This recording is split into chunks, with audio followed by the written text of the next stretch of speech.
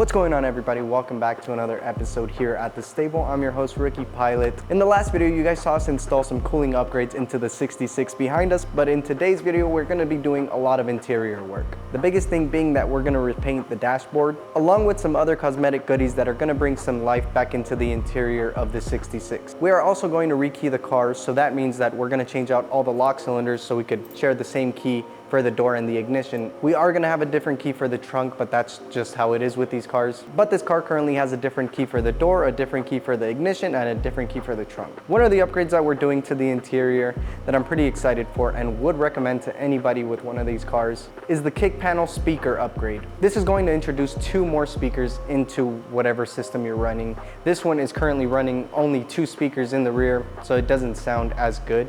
But this upgrade is gonna give you a more well-rounded sound. I had kick panel speakers in little blue and it made a world of a difference. But before we do any of these upgrades, we have to disassemble everything that's on the dashboard. So let's get to it.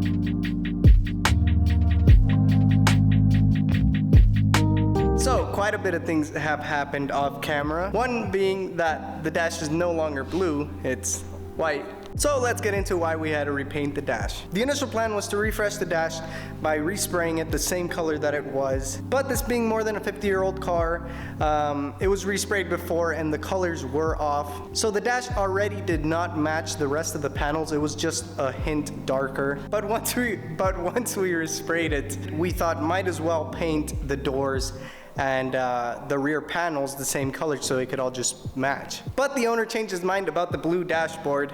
Unfortunately, it was after we had already painted it. So we had to restart the whole thing, give it a whole sand scuff and add, the whole deal again. It is what it is. I do want the owner to be happy with what he's getting. So I'm what else can you do? Sucked it up, redid it. So here we are with the white dashboard. So apart from repainting the whole dash again, we also had to color match the steering column to the dash. But now we could get to the fun part, which is installing all these new shiny bits.